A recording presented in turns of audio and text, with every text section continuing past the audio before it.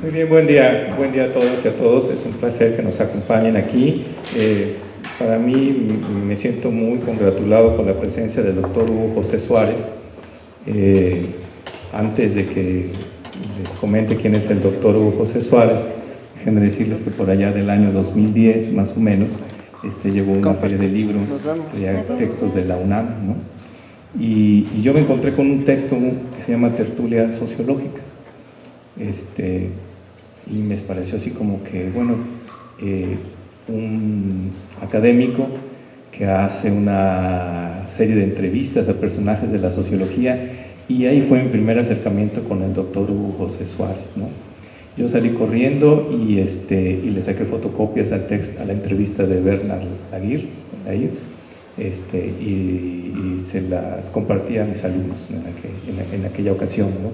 Para esta cuestión de las disposiciones individuales frente a las perspectivas teóricas. Estábamos trabajando Bourdieu, yo me acuerdo de aquel entonces, y fue como un cierre de curso, una discusión a partir de los nuevos mecanismos de los individuos frente a las estructuras, ¿no? Y bueno, ¿quién es el doctor Hugo José Suárez?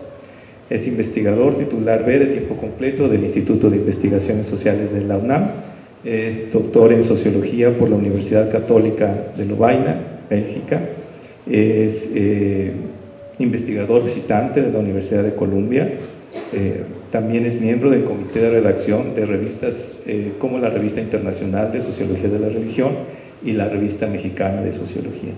Tiene varios textos publicados, algunos de autoría individual y otros como coordinador.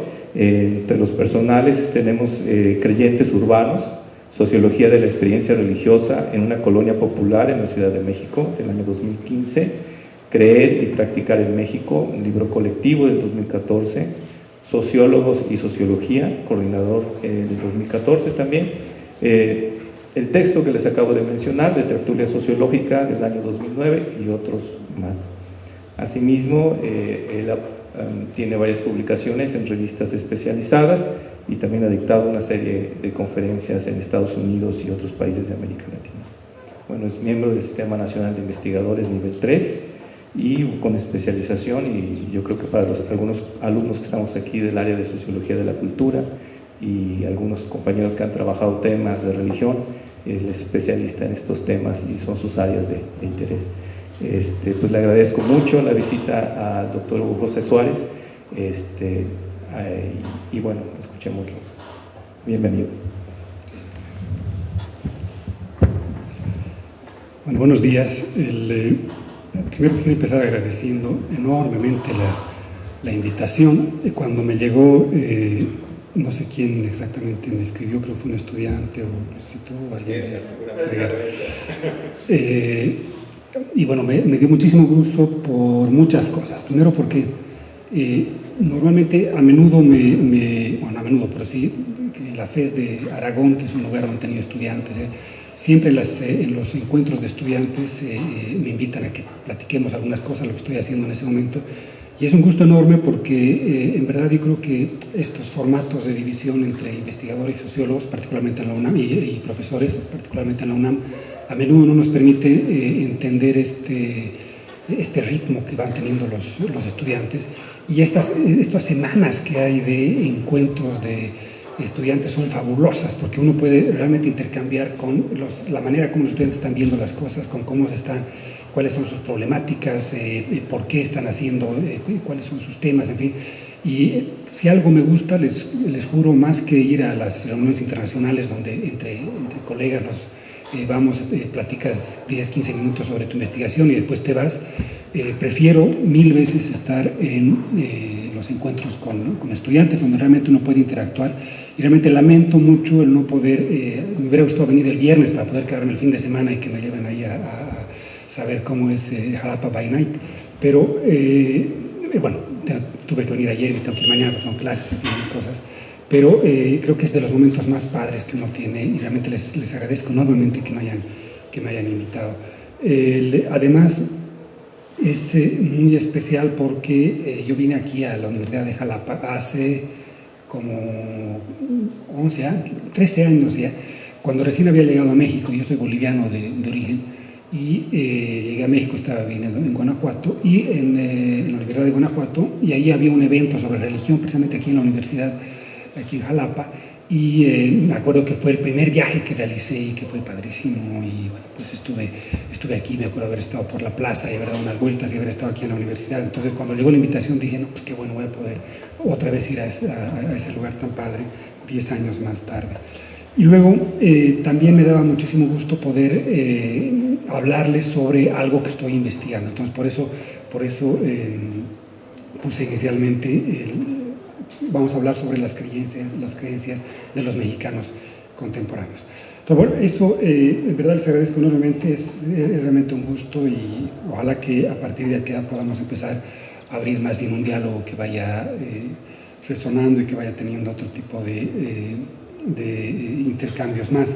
Me encantó la exposición que está haciendo el compañero aquí en la entrada, todo este rollo de la sociología de la imagen, que es una de las partes que a mí me cautivan. En fin, este libro de los que gusto, que ahorita ya está agotado lamentablemente, o sea, pero lo pueden bajar, lo pueden descargar gratis en mi página web, donde están todas las publicaciones. Y otros libros que quería, no lo pude hacer porque, bueno, como la semana pasada y como el temblor y todo, quería traer un poquito el set de las publicaciones que hice en el instituto para la biblioteca, pero la próxima vez se las traigo, voy a intentar mandárselas aquí a la dirección para que puedan tener en la biblioteca pues algunas de las publicaciones. Igual todo está en internet, pero digamos igual para que puedan tener en físico algunos volúmenes.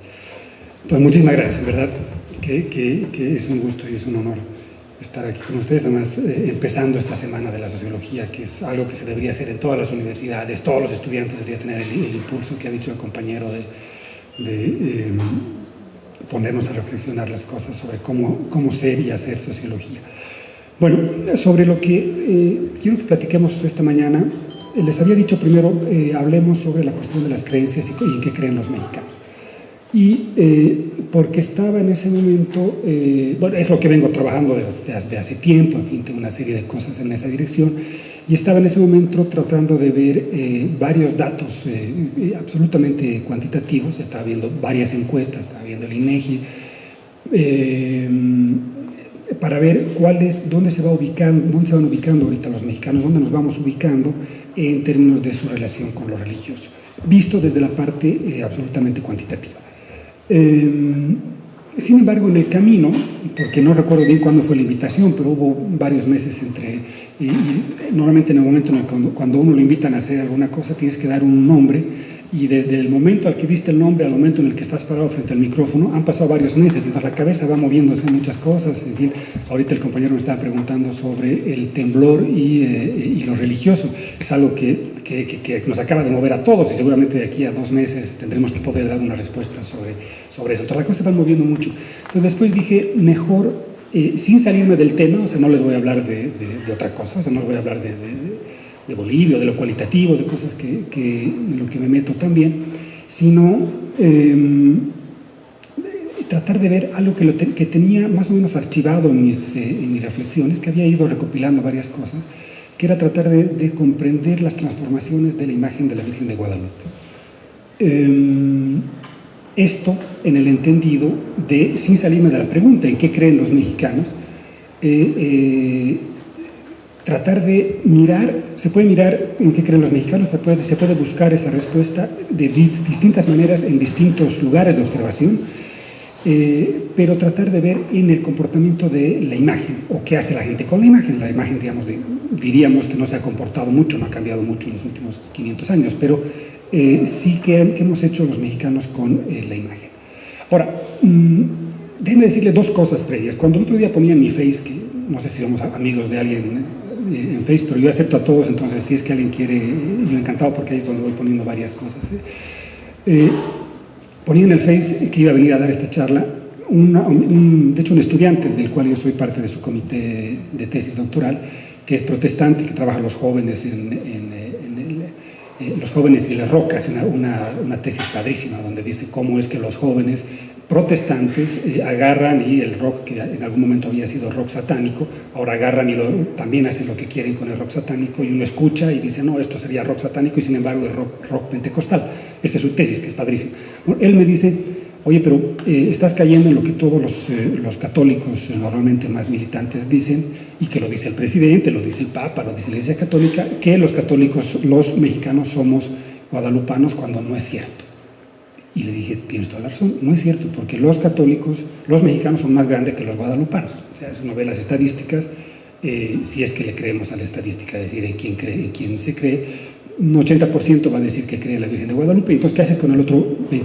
Ahí tenemos, de hecho, problemas políticos. Cuando llega el Papa, Peña Nieto le dice, bienvenido porque está aquí en el país guadalupano. No, el país es un país diverso.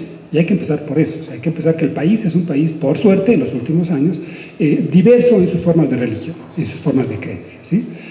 Y las mayorías no son indicadores. Es como Naciones Unidas. En Naciones Unidas no se puede medir las cosas por cantidad de gente o cantidad de dinero que tiene, sino por representación. Es igual como tiene que pasar en el tema de la cuestión religiosa en México. O sea, México es un país sobre todo diverso en la cuestión religiosa, con tendencia sobre todo católica, es cierto, con preponderancia católica. Sin embargo, es un país diverso, y ese es el primer dato que hay que decir. Pero bueno, eso lo decíamos para no caer en esta idea de que al hablar de la Virgen de Guadalupe esté queriendo promover, ¿no? Que crean que... Pero ese es el primer dato. El segundo dato que quiero decir de manera más general también es, general pero a la vez casi epistemológica, diría. No sé si ustedes han escuchado esta idea de que Weber decía que no tenía oídos para la religión. Es curioso porque el gran autor de la sociología de la religión, de los grandes inventores de la sociología en general y por supuesto de la sociología de la religión, decía que no tenía oídos para para la religión propiamente. Entonces, yo quiero traer esto porque en cierto sentido debo confesar de entrada que cuando la primera vez que fui, no sé si ustedes han ido a la villa, digamos, ¿alguien ha ido a la villa de aquí? ¿Sí? Pues, la vez que yo fui con toda mi sociología de la religión en las espaldas a la villa, en verdad que sí sentí alguna cosa especial, una cosa rara, digamos, que te convoca, que te mueve. Aquí tengo un par de fotos que cuando yo fui ahí a la villa, y alguna cosa de que dices, algo me movió, digamos, alguna fibra religiosa que se escapa todavía a mi sociología de la religión, o a mi ser sociólogo de la religión, se movía cuando estaba ahí adentro. Y sin embargo, lo comparto de manera más, porque creo que parte de lo que ya lo dicen todos los autores por varios lados, pero parte del estudio de cualquier cuestión, de cualquier tema en realidad en el que estemos, tiene que empezar diciendo cuáles son, lo que diría Durkheim, nuestras prenociones, pero cuáles son nuestras posiciones, prenociones respecto de determinado objeto, ¿no? Entonces, debo decirles con esa sinceridad sociológica que ciertamente hay algo de fascinación ahí adentro que no me lo logro explicar, no lo logro explicar, no lo logro, pero que sí algo me conmueve en el sentido más puro de la palabra cuando estoy por allá. Pero a la vez eso no impide que vayamos viendo algunas cosas que van pasando ahí adentro. Por ejemplo, la primera vez que fui ahí en los 80, no soy tan viejo, nací en el 70, fue esta foto donde era una foto de la marcha indígena de Chiapas, previo al zapatismo, y que estaban ahí tomando finalmente la Virgen, y era tomando el lugar, la palestra, y era una mujer indígena que tomaba la palabra, y bueno, con su bebé ahí atrás. En fin, fue algo que me llamó mucho la atención. Y ahora, en la última vez que fui, también me llamó la atención cómo la tecnología se va transformando, y con esta idea de que todos queremos una selfie, ¿no veo? O sea, todos queremos... ahora la Virgen llegó a cualquier celular, y la intención de verse, digamos, con la Virgen en el celular también está presente por todo lado. Entonces, ahí está. Pero bueno, eso más bien como una entrada casi como un consejo, digamos, que no se olviden que cuando nos metemos a cualquier trabajo de investigación, lo primero que tenemos que hacer como investigadores, lo que Bourdieu decía, la observación del que observa, ¿no? Es poner sobre la mesa desde dónde estamos observando, ¿sí? y hacemos flaco favor si ocultamos. O sea, de hecho, la exigencia del trabajo sociológico es que empecemos diciendo cuáles son nuestros propios temas o problemas y que los digamos colectivamente para poder precisamente avanzar en interpretación, porque de lo contrario, lo que dice Durkheim tan bonito en las reglas del método, lo dice muy poético, no lo voy a repetir de memoria, pero corremos el riesgo de juzgar sin comprender, ¿no? Entre otras cosas porque estamos jugando precisamente con nuestras propias ideas que tenemos de eso. Entonces, si yo me fuera por mi beta más religiosa, que en algún lado está, ahorita le sería una apología de la Virgen, digamos, y con toda la cosa. Y no se trata de eso, todo lo contrario, se trata, digamos, de una lectura sociológica. Pero eso no impide que tenga que decir un poquito las observaciones que tengo y desde dónde hablo. Bueno, lo que yo les voy a compartir entonces es algunas observaciones y que me han obligado a hacer una lectura hacia la historia, un lugar donde me muevo con mayor dificultad, o sea, no conozco, y he tenido que revisar algunos autores que no conozco para entender un poco cómo estaba de dónde viene toda esta idea que tenemos, la relación que tenemos con la imagen los mexicanos. Entonces voy a dividir la presentación en 5 partes, 3 o 4 partes. Primero, estas preguntas entonces con las que estamos partiendo: cómo es que la gente usa la Virgen, cómo se transforma la Virgen, cómo la reinventa, y qué nos dice la transformación de la imagen de la Virgen de Guadalupe respecto a las formas religiosas del México actual. ¿Qué nos dice esa transformación? O sea, es otra vez un laboratorio, es una mirada, es un lugarcito de observación para entender algo más global sobre las formas religiosas del México contemporáneo. Y voy a tratar de dividir entonces esta presentación en 4 partes. Primero, necesariamente me tengo que ir a la colonia, a entender qué hay de la imagen ahí en la colonia. Y como yo no soy historiador, les decía, he revisado autores secundarios, alguien que ya han debido leer por ahí, que es Serge Grusinski, que es un gran autor, les voy a leer algunas partes. Otro que es Enrique Florescano, que bueno, pues seguro que lo han leído por varios lados. Después quiero ver un poco primero entonces tratar de entender cuál es la relación con la imagen que tenía México entonces. Luego tratar de entender el lanzamiento, a dónde llega la Virgen de Guadalupe y cuáles son las etapas de la presencia de la Virgen de Guadalupe. Voy a leerles un pedacito de Octavio Paz, que siempre Paz, de hecho Paz decía, los mexicanos creemos en la Virgen de Guadalupe y en la Lotería Nacional, ¿no? Es extraño que digamos que, yo creo que se equivoca con lo de la Lotería Nacional, eso creo que lo dicen los 80, ahorita no sé quién de ustedes compra lotería todos los domingos, pero sí seguramente muchos de ustedes conocen a alguien que cree en la Virgen de Guadalupe. Entonces ahí como que Paz le falló el cálculo, pero en todo caso que es brillante y siempre sugerente. Luego quiero hablar un poco sobre el tema del control de la imagen, la idea del control de la imagen, quién controla y quién no, y hay unos episodios que son muy interesantes. Y finalmente vamos a ver el proceso de transformación de la imagen con algunas fotos más contemporáneas. La primera parte, algunos pedazos de la primera parte les voy a leer porque les digo, como es parte histórica, hay algunas reflexiones que no las tengo muy claras, entonces prefiero, para no perder en precisión, leerle lo que nos han dicho los autores. Entonces ese es un poco, y después sacar algunas conclusiones tratando de entender en qué estamos creyendo los mexicanos hoy. Entonces lo primero, la imagen de la Virgen de Guadalupe en el mundo colonial. Grusinski, les decía, este autor que, si pueden revísenlo, es un autorazo, es un gran autor, además que escribe muy bien, en fin, hace varias cosas. Habla de la guerra de las imágenes, así se llama su libro, La guerra de las imágenes, tratando de entender cuál era la naturaleza de la relación de los mexicanos y los españoles, los mexicanos que no habían, en realidad los indios y los españoles en la época de la conquista con la imagen. Y dice Grusinski lo siguiente: por razones espirituales, los imperativos de la evangelización, lingüísticos, los obstáculos multiplicados por las lenguas indígenas, técnicas, la difusión de la imprenta y el auge del grabado, la imagen ejerció en el siglo XVI un papel notable en el descubrimiento, la conquista y la colonización del Nuevo Mundo. Como la imagen constituye con la escritura uno de los principales instrumentos de la cultura europea, la gigantesca empresa de occidentalización que se abatió sobre el continente americano adoptó, al menos en parte, la forma de la guerra de las imágenes. De ahí viene la idea de la guerra de las imágenes. Está hablando del principio de la colonización, que se perpetuó durante siglos y que hoy no parece de ninguna manera haber concluido. De hecho, su libro, no recuerdo el subtítulo, es La guerra de las imágenes, y creo que dice de Blade Runner, exactamente, de Blade Runner a Televisa y de la Virgen de Guadalupe. Entonces, bueno, ahorita que Blade Runner está muy de moda, que quiera ver, de eso está hablando, o sea, del problema, digamos, de la guerra de las imágenes.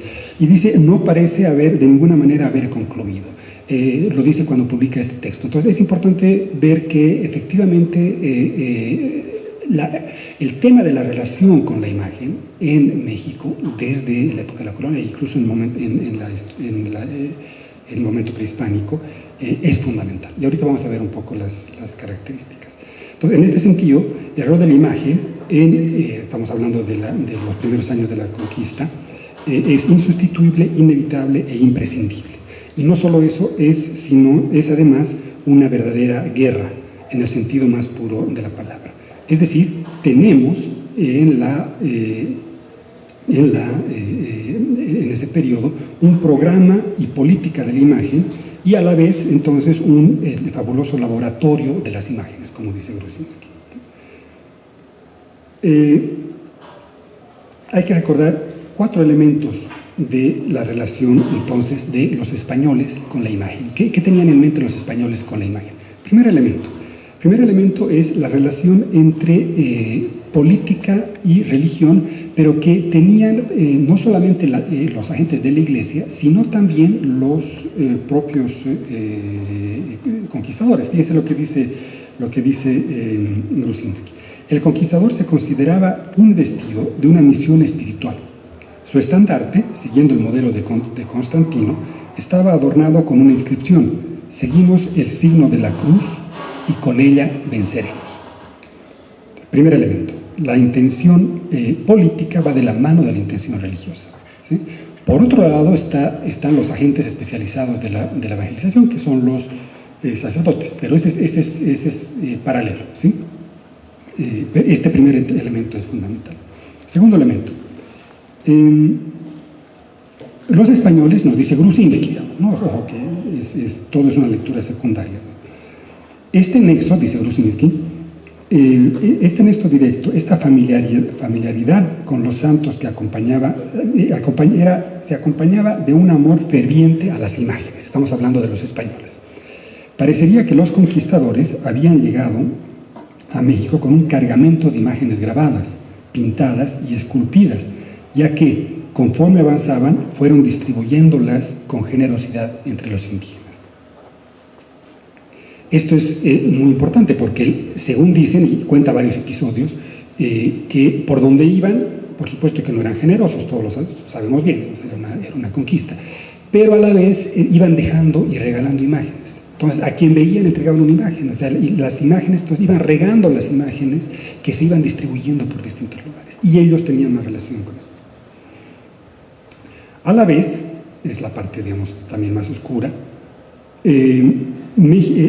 España estaba saliendo de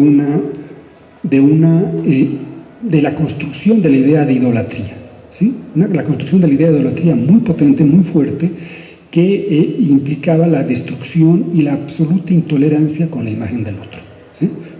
Otra de las características entonces es que no es un momento de convivencia de imágenes, es un momento de guerra y es un momento de destrucción de la imagen del otro. O sea, no hay margen de negociación, ¿sí? Y lo que hacían los españoles, digamos, volviendo con la perspectiva que ya habían tenido, digamos, en su guerra con los moros, estaba precisamente en la destrucción y la construcción de algo encima de lo que se había conquistado, que es diferente a la relación que tenían los propios aztecas con los otros pueblos indígenas, y que los dominaban y agarraban sus dioses y se los llevaban a otro lado. Aquí la idea era, o por lo menos con lo que vienen en mente, digamos, la conquista, es que están llegando a un lugar donde van a aniquilar lo que hay como imagen y van a construir, van a poner encima otro tipo de imagen. Entonces se trata de una política de extirpación de ídolos mexicanos que fue progresiva, larga y a menudo brutal. Estamos hablando de una política de aniquilación y sustitución. En principio los ídolos eran destrozados y después los conquistadores reemplazaban con imágenes cristianas. Esto, entonces les decía, va brutalmente de la mano con la imposición de un orden visual, ¿sí? La intolerancia hacia el otro, la intolerancia hacia la imagen del otro, va absolutamente a la mano de la imposición de un orden visual y la idea de representación monopólica de lo sagrado, ¿sí? Representación monopólica de lo sagrado. Voy a volver con esta idea, pero esto de que alguien tiene que tener la representación monopólica. Cuarto elemento es que en un contexto de guerra de imágenes, los dos grandes cuerpos, con múltiples diferencias cada uno y con intercambios en la historia, digamos, tremendamente complejos, ¿no? Porque a veces uno dice, sí, los españoles, los indígenas. Sí, pero hay de españoles, hay de indígenas, hay distintos momentos en la historia, estamos hablando de siglos de historia, entonces son intercambios hipercomplejos, que precisamente Gruzinski y otros autores tratan de mostrarlos con especial maestría. Pero bueno, dicho grosso modo, tenemos que el mundo de los españoles tiene una manera de ver la imagen, de relacionarse con la imagen, distinta a la idea que tienen los indígenas y la relación que tienen los indígenas con la imagen. Son dos maneras completamente distintas. ¿En qué se diferencian? Primero, los españoles vivieron en la Edad Media y el Renacimiento el desplazamiento de la imagen por el lenguaje escrito como principal medio de comunicación. El documento escrito y más tarde el libro impreso avasallaron los discursos orales y visuales. El texto escrito adquirió el peso de testimonio verdadero. Y poco después la propagación de la imprenta fortaleció el dominio de la escritura sobre el lenguaje oral. Esto lo dice Flores Cano. Además, no hay que olvidar que en Europa se va viviendo el momento de la reforma de Lutero, y esto es importante porque lo vamos a ver porque más adelante, que cuestiona la imagen como representación de lo divino, como representación divina, y abre la ruta a que que aparezca el rol de las manos del artista y que aparezca, por tanto, la obra de arte, ¿sí?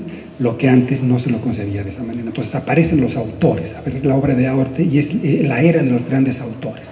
Que antes no había autores, claro que habían, pero los autores antes eran más bien pensados como parte de una relación con lo sagrado. Aquí aparece la firma del autor, lo que ahorita, digamos, es tan importante en la modernidad actual. Los españoles ven en los códices pitográficos, entonces, de los indígenas, una expresión de atraso cultural. Eso ven los españoles.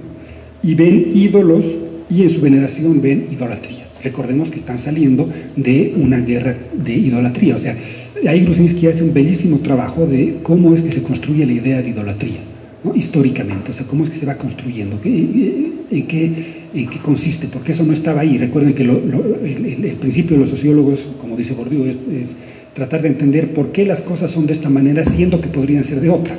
Así de simple, ¿por qué estamos aquí siendo que podríamos estar en no sé dónde? O sea, bueno, entonces ese es entonces ellos están en el principio de idolatría, o sea, están en esta idea de la idolatría, y entonces cuando ven la imagen del otro, ven básicamente idolatría y ven una idea de atraso cultural que hay que destruir. Por otro lado, los españoles tenían una relación con la imagen, que también la heredamos en cierto sentido, más bien pública y de exhibición, ¿sí? O sea, los españoles no tenían ningún problema en mostrar las imágenes, incluso estamos viendo que los conquistadores no necesariamente religiosos traían sus imágenes y las podían mostrar por cualquier lado y entregar y manipular de distintas maneras. Entonces, esas son tres características de cómo los españoles se relacionaban con la imagen. Veamos qué pasa con el mundo indígena. En el mundo indígena, dice Gruzinski, hay una mezcla de lo bello con el realismo antropomorfo en las imágenes. Dice, la pintura indígena no es propiamente dicha una imagen, dice Gruzinski. En cierta forma es un modo de comunicación gráfica, sometido a una lógica de expresión y no al criterio de una imitación realista que aprovecha la repetición, la semejanza y la ilusión. Cuando los indios pintaban, elaboraban formas que a la vez eran ilustración y escritura, grafismo e iconocidad. El paralelismo ya comprobado en Occidente o en China entre imagen y escritura deja aquí el lugar a una práctica que las funde, imagen y escritura. Esa es una primera idea, la relación que tiene. Por otro lado, los indígenas tienen una relación íntima con las divinidades. Solían estar escondidas en la oscuridad de los templos, lejos de las multitudes, siendo periódica su exposición y sometida a reglas estrictas, cuya infracción equivalía a un sacrilegio. O sea, reglas de relación con la imagen. No es que, a diferencia de la concepción española de imagen y semejanza, la idea de que Dios se hace hombre y que es susceptible a ser consumida por las multitudes de los fieles, en el mundo indígena la manipulación de una efigie requiere de sacerdotes especializados. Y en los rituales la divinidad interactúa de manera compleja con entre las relaciones de fuerzas divinas, los celebrantes y las imágenes. O sea, la interacción es completamente distinta que sucede con la imagen en el mundo indígena, tanto en la manera cuando se escribe, cuanto en la manera cuando sucede algún tipo de rito.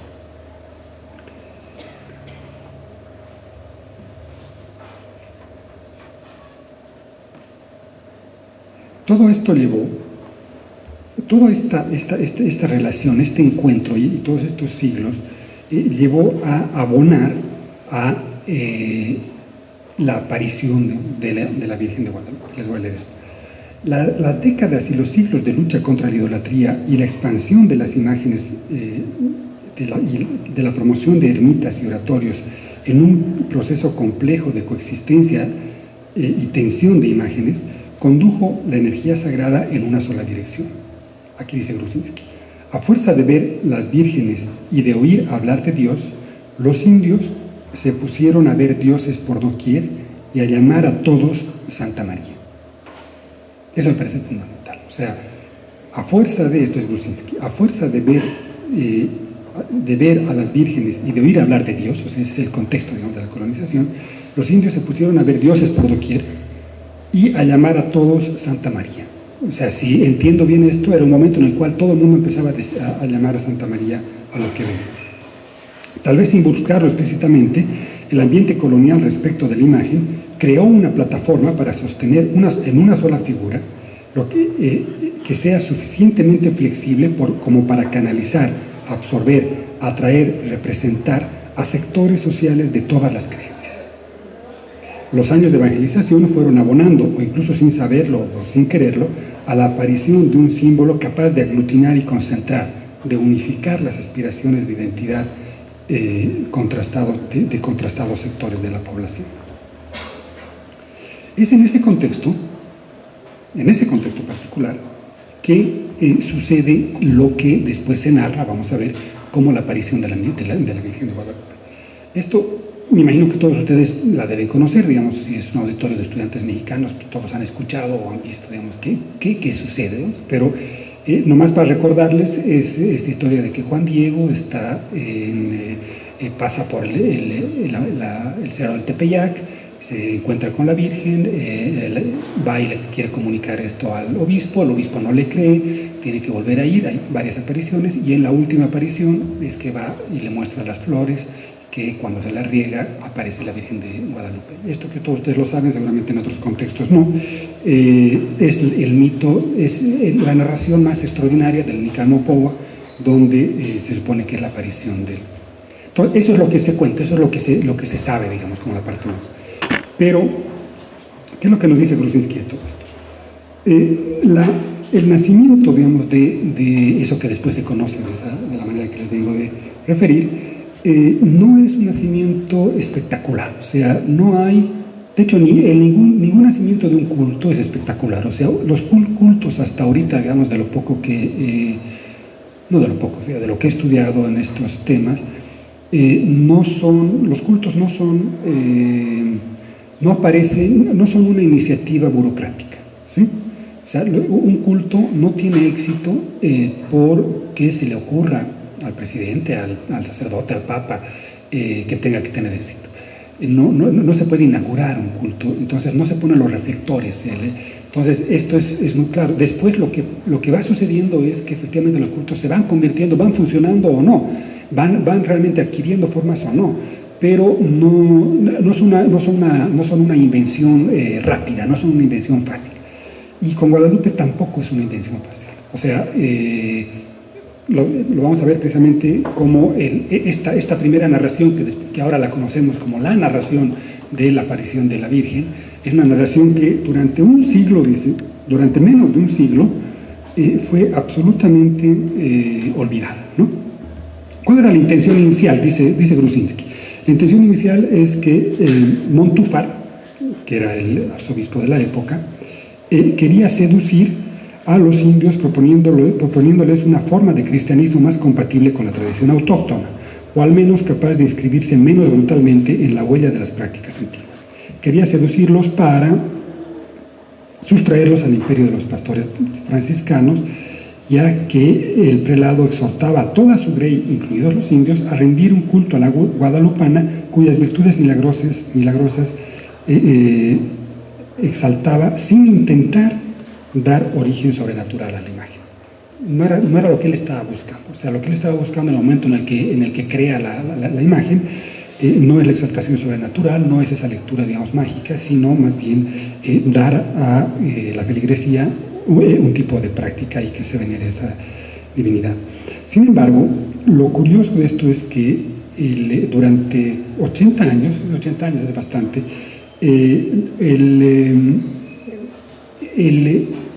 el culto, la devoción a la Virgen es un fracaso, ¿sí? Es un fracaso, o es completamente marginal al interior de un lugar donde las devociones están por todo lado. Incluso dice que en 1629 se le pide que frente a las lluvias que la Virgen participe y que gracias a la Virgen suceda algo, y no pasa nada. O sea, es un fracaso, incluso en la intervención de la Virgen directa para los fenómenos naturales. ¿Cuándo es que se relanza? Hay un relanzamiento de la idea de la Virgen. El relanzamiento sucede precisamente en el siglo XVII con una estrategia marcada en 4 partes. La primera es, en 1648, aparecen libros que teológicamente sustentarían la potencia de la narración de la Virgen, ¿sí?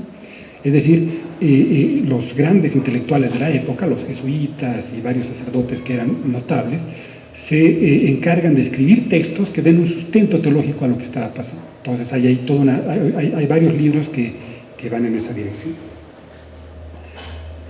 Por otro lado, se traduce al náhuatl el relato indígena en 1649, estamos hablando, que ya es un dato importante. O sea, es la traducción del libro al indígena. No sé cuándo vino, eso habría que averiguar, cuándo vino la traducción de los libros a las lenguas indígenas, de los libros religiosos. La Biblia, cuando se traduce, en fin, de eso habría que averiguarlo, pero es notorio que tempranamente lo primero que se traduce ya es el relato de aparición de la Virgen. El tercer elemento es una reinterpretación de la Virgen, borrando y denegando el origen humano de la imagen y dándole características sagradas al objeto, ¿sí? Al objeto. Que esto después se va a desarrollar mucho. O sea, vamos a ver después cómo hay varios sectores que tratan de seguir construyendo el argumento de que el objeto es sagrado, ¿no? Recuerden que cualquier objeto puede convertirse en algo sagrado, y que este objeto como objeto, o sea, la imagen como objeto es algo sagrado. Y que borrar completamente, cosa que no era la intención, como lo vemos de Montúfar al principio, de borrar el trazo humano. O sea, mientras que Montúfar no tenía mayor problema de decir, sí, pues se le encargué la pintura a no sé quién, de lo que se trata ahora es de más bien demostrar que no hay un trazo humano y que más bien hay un origen divino en el propio lienzo.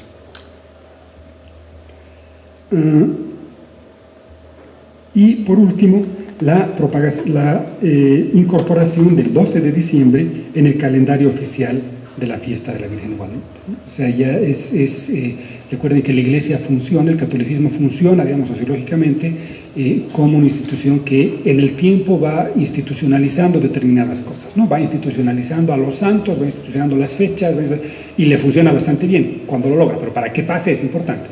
Entonces, hacen de eso una fecha especial, tan especial que no se conoce aquí en la UB, pero nosotros en la UNAM el 12 de diciembre es feriado. No sé si aquí también tenga frío, pero en la UNAM, digamos, no vamos a clases. Todo esto en un clima del patriotismo guadalupano, o sea, se está gestando a la vez, paralelamente, en las ideas de la época, esta idea de patriotismo guadalupano. En el siglo XVIII, la Virgen Guadalupe se convierte en el símbolo religioso más venerado y el polo que unificó las aspiraciones de identidad y los contrastados sectores de la población, dice Flores Cano. Fíjense que en 1737, todos estos son datos, como les decía, que los tomo de los historiadores, yo no conozco eso, se la declara patrona de la ciudad y luego se le atribuye haber salvado a la población de una epidemia y se le reconoce oficialmente como protectora de la Nueva España.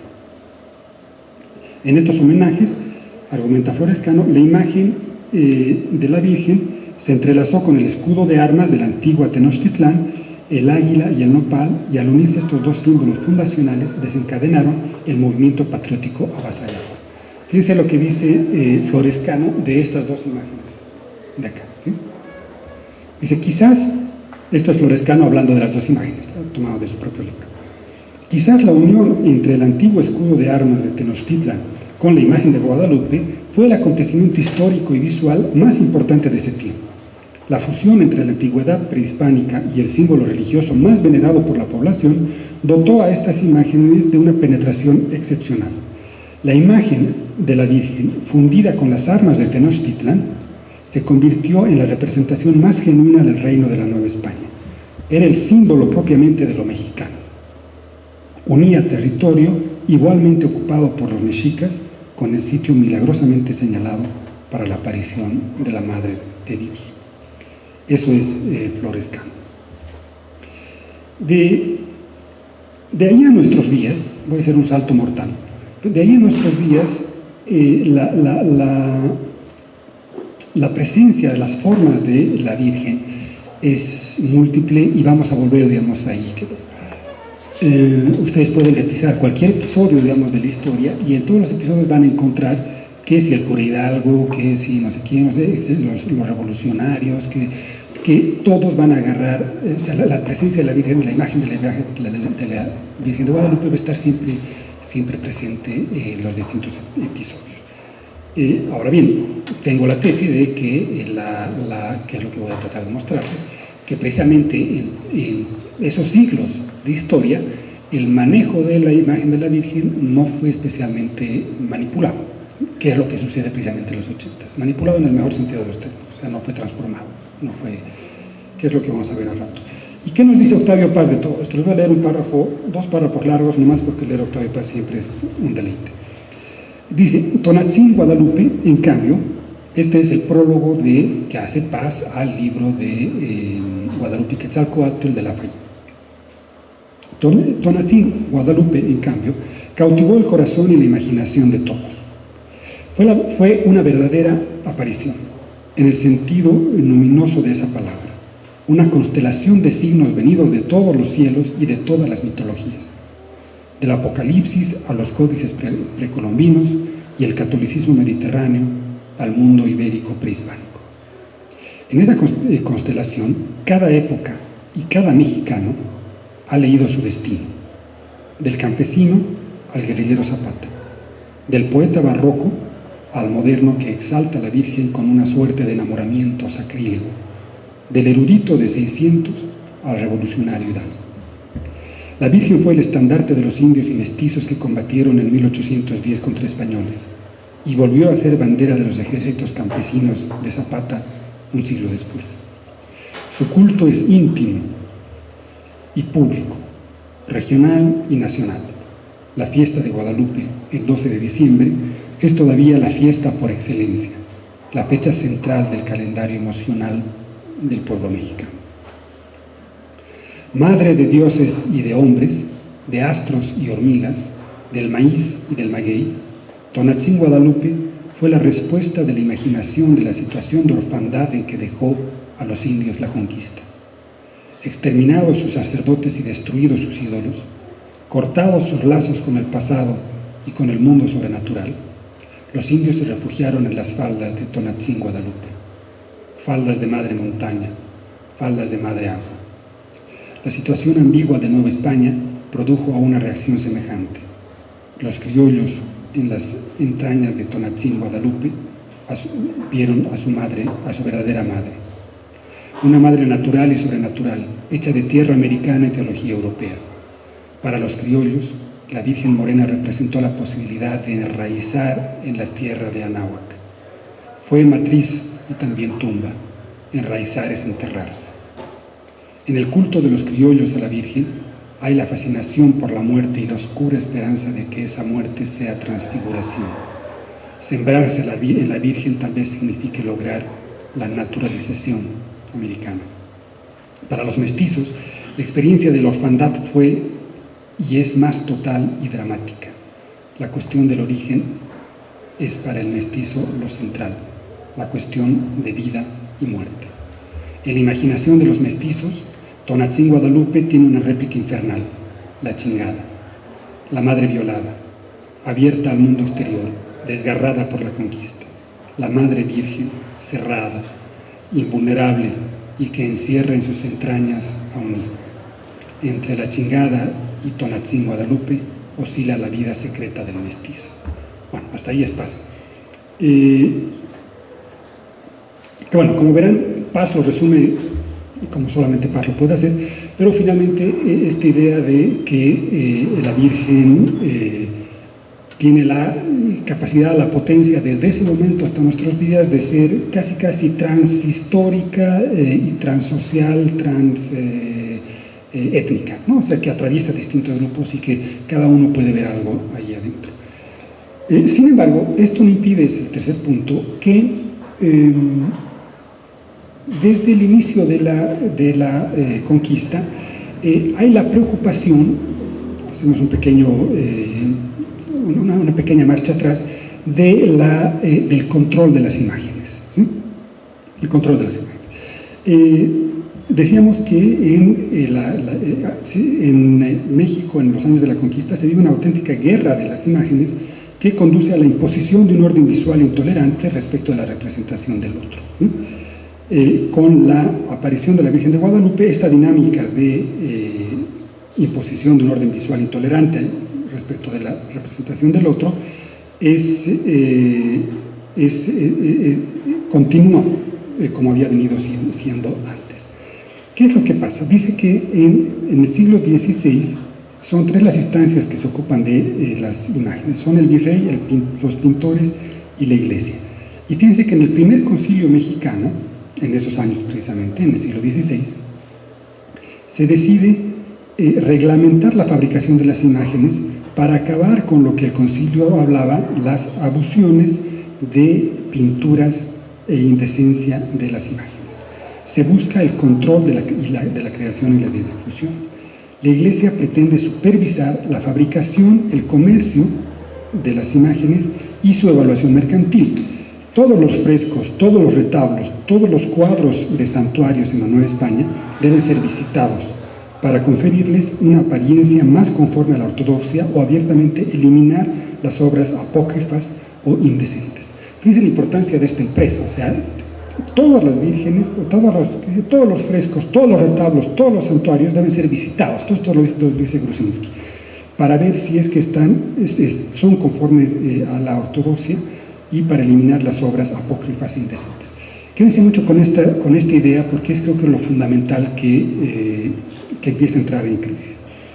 Esta iniciativa, en 1571, es reforzada por la propia Inquisición. Fíjense lo que decía la Inquisición. La Inquisición fijó graves penas para castigar la defensa perpetrada contra una imagen, para castigar la defensa perpetrada contra una imagen, una ofensa a la imagen, como para con otros delitos que perseguía. Se incluía la tortura la reconciliación y la entrega al brazo secular. O sea, la tortura, la reconciliación y la entrega al brazo secular por tener, digamos, un trato poco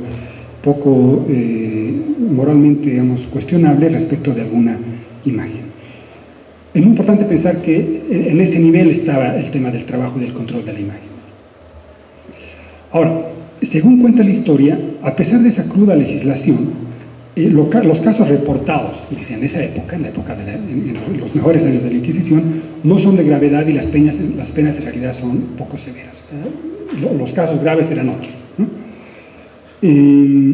Y lo curioso es que más bien la preocupación de la Santa Inquisición, de la Inquisición, parece estar más bien poco más atormentada por lo que estaba pasando en Europa. ¿Qué estaba pasando en Europa? Según dicen, que con la reforma protestante, las interpretaciones de la Virgen empezaban a ser con algunas imágenes que fastidiaban a la Inquisición, por supuesto que venía de España. Entonces, de pronto algunos cuadros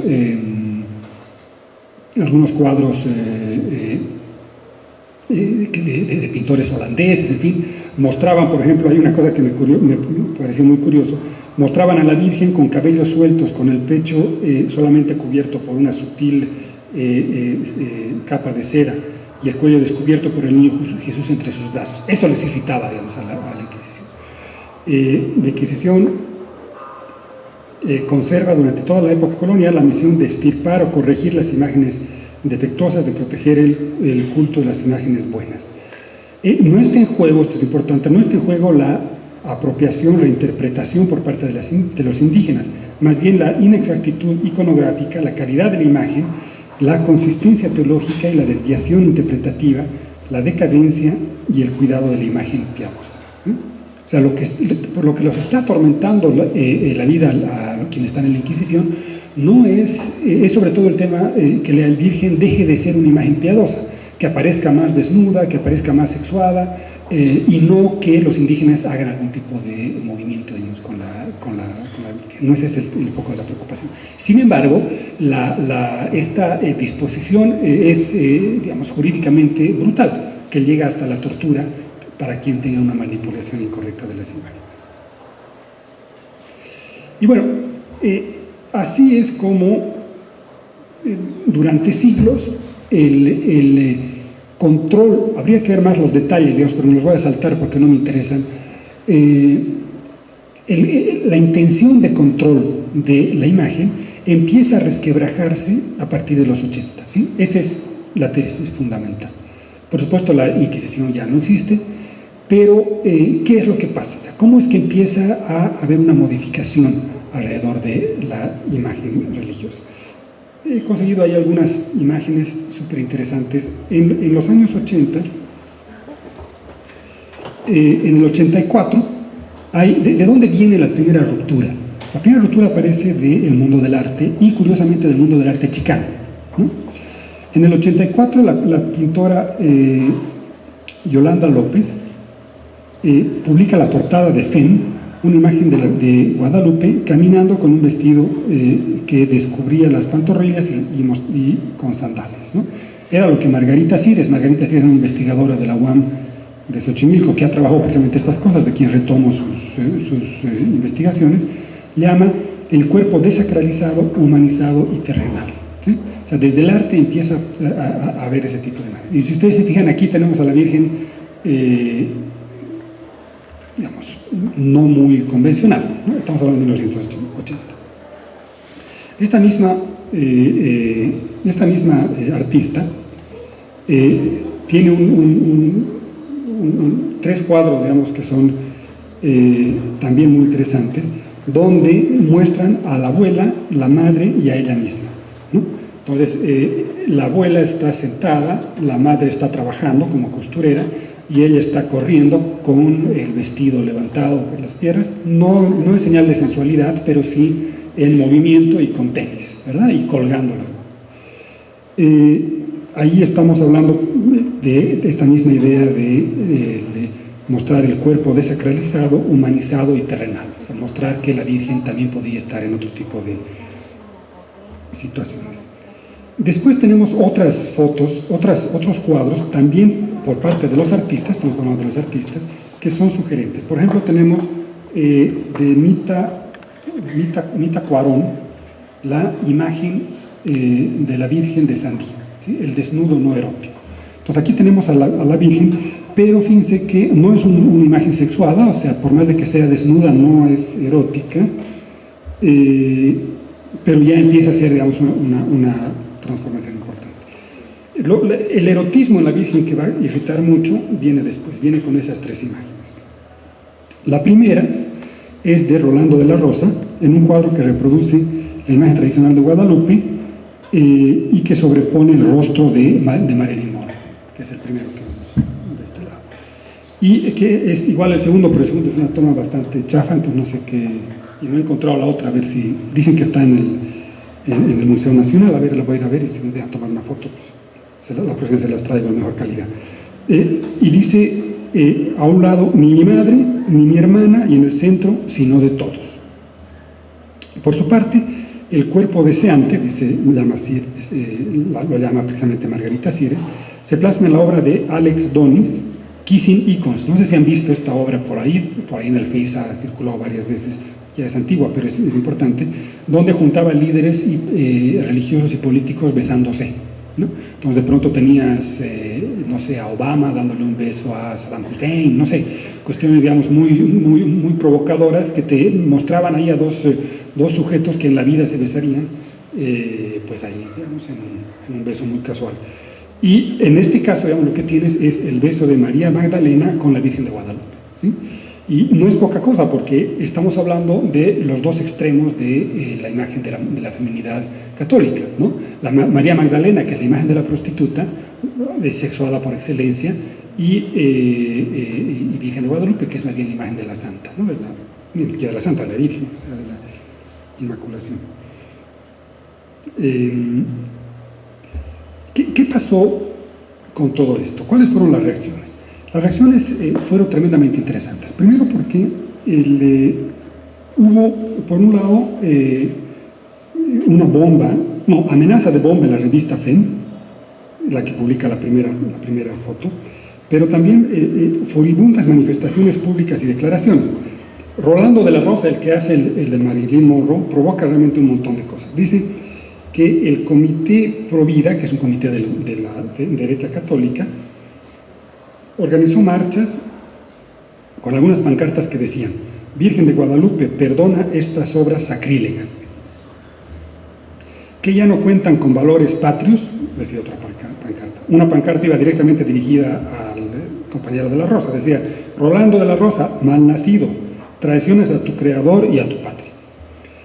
El presidente de dicha asociación dijo: desconozco a un mexicano que no se indigne por ver la bandera mexicana y la Virgen de Guadalupe mancillados. Es una exposición satánica, sacrílega. A la Virgen de Guadalupe la han pintado con una cara sensual de Marilyn Monroe, la ponen como si fuera una prostituta. El cardenal primado de México, Corripio Humada, frente a una pregunta del periodista, dice: ¿le gustaría a usted que pusieran a su madre como Marilyn Monroe? Fueron, digamos, las primeras reacciones a este tipo pero hubo otro tipo de reacciones que también son tremendamente importantes que hay que ver, o sea, cómo reacciona, digamos, la derecha católica o distintos grupos. En 1991, o sea, que fue un año después de que viniera el Papa y un año antes de los 500 años, Televisa saca dos videos, uno que se llama Los Enigmas de Guadalupe, capaz que lo hayan visto por ahí, y otro que en el programa 60 minutos que titula Sol, Mujer, Sol, Mujer, Águila. Ambos son documentos que tienen dos características: por un lado, estar dirigidos al público amplio, por supuesto, por tanto con una pedagogía y claridad propia del ritmo de la televisión, y por otro, retomar el argumento científico, ¿no?, es muy importante, a través de declaraciones y estudios de múltiples orígenes, de lo sagrado y extraterrenal del lienzo guadalupano. Se busca confirmar la idea de que estamos frente al milagro objetivo, frente a un milagro objetivo. Esta es parte, digamos, de las reacciones que hay frente a este tipo de transformaciones dentro de captura de la imagen. Hay otras más, voy a referir a dos. Por un lado, tres. Una que recién me la acaban de comentar, no lo había visto, que la derecha más recalcitrante católica empezó a hacer una campaña a nivel internacional de tratar de que todos los grandes templos del catolicismo exista una imagen de la Virgen de Guadalupe, ¿sí? Entonces, si ustedes van a Vaticano, hay una pequeña capillita con la Virgen de Guadalupe. Dicen que en el lugar donde se reúnen los cardenales para elegir el Papa, no sé cómo se llama, tiene un nombre técnico, también hay una imagen de la Virgen de Guadalupe. Uno va hay un lugar donde yo fui hace años en Israel, donde había varias devociones, pues estaba la Virgen de Guadalupe. O sea, en todos los lugares donde se puede es tratar de poner la imagen de la Virgen de Guadalupe lo más fiel posible. O sea, tratar de mostrar, esa es la intención, digamos, del clero mexicano, de la parte más conservadora del clero mexicano, tratar de que la Virgen de Guadalupe se convierta no en una Virgen nacional, ni siquiera regional, sino que sea la revelación mundial mariana por excelencia, ¿sí? Eso es lo que busca. Entonces es una estrategia que también tiene que ver con esto. Otra estrategia que ha tenido la Iglesia ha sido la de fortalecer los caminos administrativos y burocráticos para que la imagen de la Virgen sea más importante. Y ahí es donde se inscribe la canonización de San Diego y tratar de volverlo santo y toda esta perspectiva, digamos, de poner otra vez la historia de la Virgen con una impronta importante de lo mágico, digamos, ¿no? de lo milagroso. Y las visitas de Juan Pablo II han ido directamente en esa dirección, ¿no?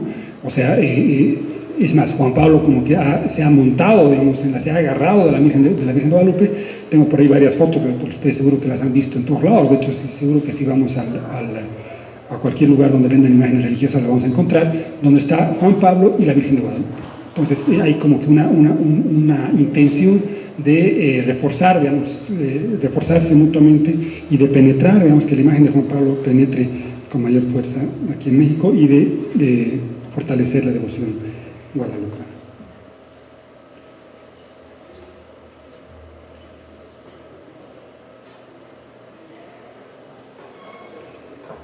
Sin embargo, a pesar de estas reacciones, han habido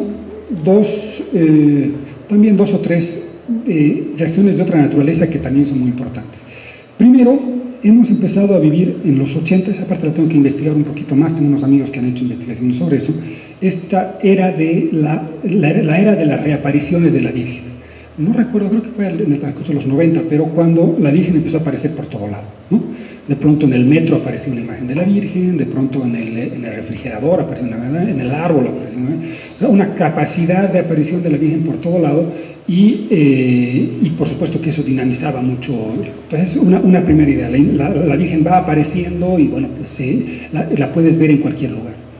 Luego, esta posibilidad de hacer las vírgenes como tú quieras, ¿no? Entonces el otro día estaba viendo que la Virgen en una sandía, y no la sandía que acabamos de ver, una sandía de verdad, y cortadita, aprovechando, digamos, lo verde y lo rojo, cortadita, y ahí adentro, digamos, aparecía la Virgen. Si googlean eso lo encuentran rapidísimo. O después el uso, digamos, de la Virgen en todo, de donde quieran, en cualquier esquina, el graffiti, los lugares en los cuales puede aparecer la Virgen, tatuársela en el cuerpo, llevarla aquí, llevarla en la billetera, llevarla en el celular, donde uno le dé la gana. Entonces ahí tienes, aparte, digamos, del anterior proceso, que más bien el proceso conservador, tienes una explosión en los usos, en las formas de usar a la Virgen. No me voy a meter más en eso, hay que investigar más en profundidad, pero es una de las dimensiones que es. Lo que a mí me parece interesante es cómo es que se ha utilizado la imagen de la Virgen, aprovechando por un lado el tema del Internet y las posibilidades del Internet en varias dimensiones, y por otro lado la posibilidad también de la tecnología del PowerPoint. No, el PowerPoint es ¿cómo le llaman? Bueno, ustedes deben saber eso, manejar, digamos, la imagen y traerla, sacarle, ponerle cuernitos, ponerle la lengua que uno trae ahí, con la nariz más chistosa, más. cualquier Photoshop de lo más sencillo, en el cual uno puede hacer lo que quiera con cualquier imagen sin pasar por un curso de 6 meses. O sea, uno agarra y ya más o menos hace lo que le da la gana. Eso te ha permitido una serie de transformaciones interesantes en la imagen misma, ¿no? Primero, hay una parte que es la parte más política, ¿no? Aquí tengo conseguido todo buscando por internet, digamos, ¿no? Que es la reinterpretación política. La primera es una imagen de la madre de la rebelión, de la tierra y los pueblos, que tiene que ver con el zapatismo, pero ahorita vamos a volver porque es zapatismo, ¿no? La otra es la imagen de las barricadas, que es de la APO, ahí en Oaxaca, de las luchas de la APO, y la otra es una que no estoy seguro si es de los que simpatizan con el PG o de los que no simpatizan, porque puede ser por los dos lados, pero en todo caso es una imagen ahí con el López Obrador alrededor de la Virgen. El zapatismo lo ha hecho, digamos, con mayor claridad. Aquí tenemos una primera Virgen zapatista, del zapatismo más tradicional. Esta no es zapatista de Chiapas, es una zapatista más de Tierra y Libertad, digamos, más de la revolución. Luego tenemos el zapatismo más contemporáneo y finalmente también el zapatismo con el pasamontañas, que es absolutamente chiapaneco, del EZLN, ¿no? Eso por un lado. Entonces, tenemos por un lado que la cuestión política es uno de los lugares en los cuales la posibilidad de reinterpretación de la Virgen es muy grande. Por otro lado, tenemos algunas representaciones lúdicas, eróticas y mediáticas. La primera no les voy a explicar mucho porque ustedes deben saber más que yo, pero como imaginarán, no es orégano con lo que está la Virgen. Esta segunda no sé qué es, me la he encontrado en internet, no he tenido tiempo de averiguar si es que sea una revista o simplemente un local, en fin, vaya a saber. Pero en todo caso, sea lo que sea, ya nos va mostrando una parte sí muy erótica y demasiado lúdica y hipercomercial de la Virgen, ¿verdad? Entonces, ese es un primer lado de la interpretación. Por otro, tenemos el mundo mediático comercial, que es tremendamente interesante. El mundo Disney, ¿no? Primero tenemos la Virgen princesa de Disney, ¿no? O sea, que es tal cual. Luego, yo no sabía, si es que alguien la encuentra por ahí, me lo compra. Quiero tener esa Barbie, la voy a llevar a mis clases porque es fundamental. Ojalá que sí exista. Yo no sé si es lo he encontrado en internet, pero me imagino que sí existe y ojalá que se la pueda comprar. Bueno, yo quisiera comprarla, pero que hay una Barbie de internet. He visto por lo menos en internet, vaya a saber si es que también hay ¿cómo se llama? La pareja de Barbie, Ken, ¿verdad? Ken, que también él está de Cristo. Ese sí es un poquito más terrible porque está Cristo y está todo guapo, digamos, con el pelo largo, y muy musculoso, en fin, un poquito en contrasentido. Aquí todavía, digamos, tiene más sentido. Y la otra, como habrán visto, es Fiona de Sherk, muy simpática con la imagen de la Virgen. Entonces, ahí ya tenemos un panorama, digamos, absolutamente diverso de cómo es que nos vamos, cómo es que se va moviendo, digamos, la imagen de la Virgen. Pero la transformación más concentrada en formas propiamente religiosas, todo esto está por discutirse, pero creo que viene de dos expresiones paralelas. Por un lado la Santa Muerte y por otro lado la Virgencita Plis, ¿sí? La Santa Muerte, no voy a meter en detalles, pero es un culto bastante reciente. El primer reporte de la Santa Muerte viene en Los Hijos de Sánchez, ¿no? Donde hay una devoción a la muerte, en fin, como primer reporte etnográfico. Después hay otro tipo de estudios que hablan de San Pascualito Rey, de Chiapas, de la colonia, en fin, hay otras entradas también, pero como registro más etnográfico propiamente aparece en ese primer texto. Luego se desarrolla en Tepito y de ahí se expande hacia todo lado y ahorita tiene Santa Muerte en Nueva York, ¿no? O sea, va por todo lado. Lo que me llama la atención, bueno, aquí fíjense cómo precisamente tienes la Virgen, tienes San Judas y tienes la Santa, ¿no? O sea, las tres veladoras. Y curioso, ahí me faltó más colmillo antropológico, debería haber, y mejor cámara por supuesto, debería haber tomado fotos de atrás para poder ampliar, porque lo que no entendí muy bien, eso tengo que averiguar, es que esta es una empresa gringa, ¿verdad? Porque dice Holiday, St. Jude y Vierge of Guadalupe, o sea, tendría que haber tomado la foto del otro lado, a ver de dónde viene exactamente, capaz que sea más bien imágenes que vienen de allá, en fin, poco importa. El dato es que esto se vende por ahí en cualquier tienda, digamos, de la esquina.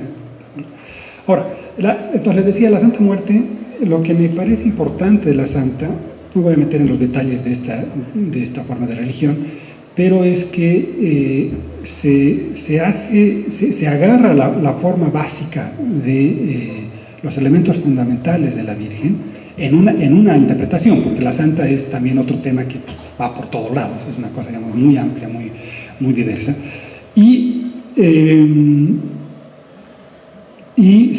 se le ponen los elementos que identifican a la Santa Muerte, ¿sí? Aquí tenemos, digamos, muy claro cómo todo está con, o sea, una buena parte de la imagen retoma lo tradicional de la Virgen y la otra parte más bien de la Santa. En el caso de la primera imagen utilizan más elementos propios de la Santa, en la segunda menos, pero bueno, ahí tienen el juego, ¿no? Y también tiene la posibilidad de ponerlos en todo. Esta es una patineta, ¿no? La de este lado, y bueno, ahí la playera. Entonces, por un lado tenemos eso de la Santa. Por otro lado tenemos, digamos, la expresión que es casi lo que está en la acera del frente, que es de la Virgencita Plis, ¿no? Que aquí no tiene, por supuesto, las características del culto de la Santa, es otra cosa, pero sí retoman la imagen básica, digamos, de la Virgen y la hacen lo más amable posible, ¿no? La imagen de muñequita, lo más bonito, lo más cercano, lo menos chocante posible, y lo curioso es que lo llevan a los lugares propios de la clase media con sus propias necesidades. Fíjense lo que dice aquí: Virgencita Plis, cuida mi carrazo, Virgencita Plis, cuida mi nave. Ya ves que hay mucho ratero, le faltó decir ahí, ya ves que hay mucho ratero que cree en la Santa Muerte, ¿no? No hubiera sido extraño, digamos, que esté hablando, digamos, en una forma más polar, o sea, eso es lo interesante. Esto fue fascinante, o sea, no sé si ustedes conocen la Pupa, que había sido una cadena de cosméticos y que vendía, y no compré, ahí sí que no compré por codo porque no tenía dinero, pero además era de edición limitada, ojalá que vuelvan a sacarla, pero dice lo siguiente: Virgencita, gracias por todo lo que me has dado, muy tradicional, digamos, el agradecimiento a la divinidad, incluyendo este bello rostro, ahí empieza a ponerse bien fresa, este bello rostro que tú me regalaste. Y ahora la Pupa me va a echar una manito de gato para verme aún más guau. Guau, ¿verdad? Entonces, bueno, ya no tengo más. Fíjense el uso, hasta dónde llega, digamos, o sea, hasta dónde se puede transformar. Bueno,